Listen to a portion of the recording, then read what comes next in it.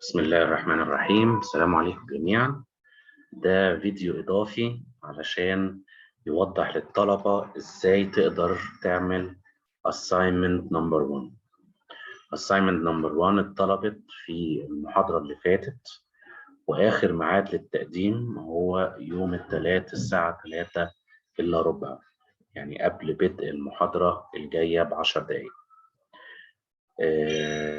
الاساينمنت سهل جدا، مجرد هتدخل على النت هتدور على حاجات، هتجاوب السؤال اللي مطلوب منك وتحطه على وورد دوكيمنت وتحولها لبي دي اف وتبعتها على الموديل. بالنسبه للناس اللي لسه ما دفعوش المصاريف ولسه ما دخلوش على الموديل، ممكن تبعتها لي على الخاص على الواتساب. يا ريت الناس تهتم بالموضوع. بعد كل محاضرة هيكون في assignment على الشابتر. assignment بتاخد عليه 5 درجات، ولو ما قدمتش الاساينمنت او قدمته بعد الميعاد المخصص ليه بتاخد عليه -2. فيا ريت الناس تهتم وتقدم الحاجة في ميعادها. الاساينمنت، تعالوا مع بعض نشوف الاساينمنت.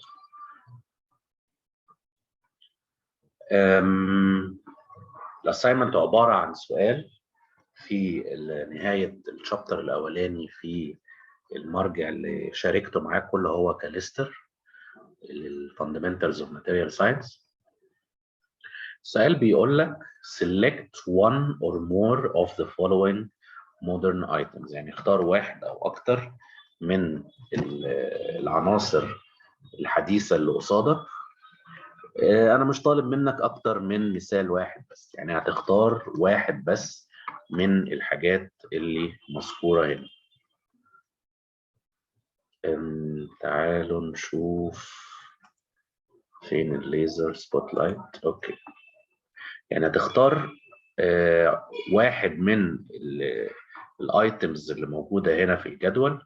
لاحظ إن الأيتم ده اللي هو سبورتس إكويبمنت، المعدات الرياضية، متقسمة لكذا أيتم تحتيها، فما بتختارش الايتم كله، بتختار واحد بس من السب ايتمز اللي تحتيه.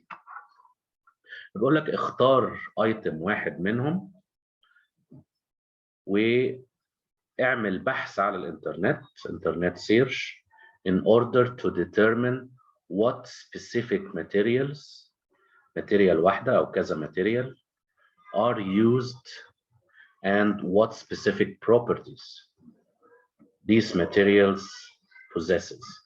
يعني كل ايتم من دول تختار واحد منهم وتوضح لي ايه المواد المستخدمه في تصنيع هذا البرودكت او هذا المنتج، ايه المواد اللي مستخدمه وايه البروبرتيز بتاعه الماتيريال دي.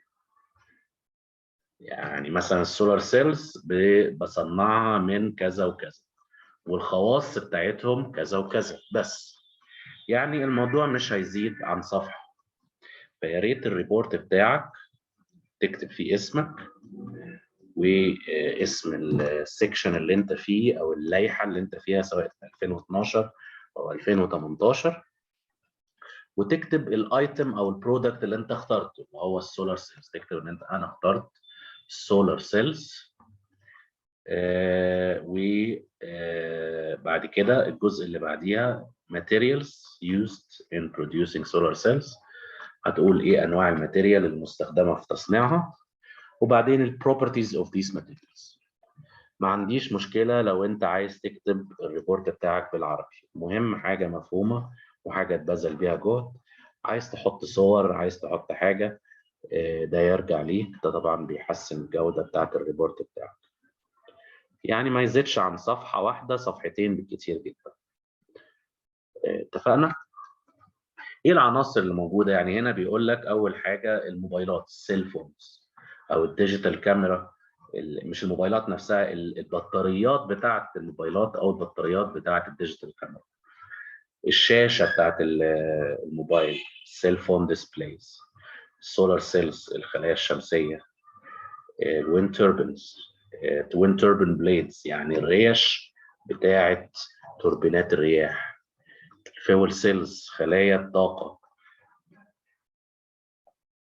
الاوتوموبيل انجن بلوكس جهاز او مكنة الاحتراق الداخلي بتاعة السيارات.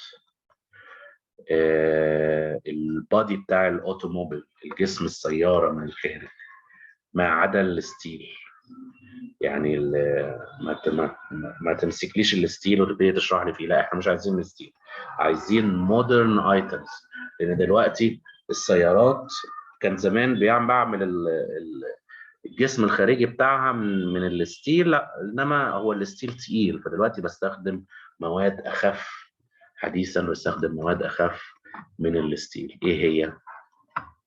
سبيس تلسكوب ميرورز، المرايا اللي داخل التلسكوب بتاع الفضاء. الميليتري بادي ارمر، الدرع الواقي الحربي بتاع الدبابات مثلا. سبورتس ايكويبمنتس، المعدات الرياضيه. السوكر بولز، سوكر دي الكلمه الامريكاني للفوتبول، كره القدم اللي احنا نعرفها بتاعتنا، لان في امريكا الفوتبول عندهم مختلفه شويه. باسكت بولز، كور بتاعت الباسكت. السكي بولز والسكي بوتس اللي بتستخدمهم في التزحلق على الجليد. السنو بوردز، برضو البورد اللي بتستخدمها في التزحلق على الجليد. سيرف بوردز اللي بتستخدمها في الناس اللي هم بيركبوا الامواج ويتزحلقوا عليها في البحار والمحيطات. الجولف كلابس والجولف بولز اللي بتستخدم في رياضة الجولف. الكاياكس اللي هو المركب الصغير اللي بتقعد فيه وتجدف يمين وشمال وتمشي فيه في الأنهار أو الشلالات وهكذا. لايت ويت بايسكل فريمز، البايكس للعجل دلوقتي بصنعهم من مواد خفيفة وقوية في نفس الوقت.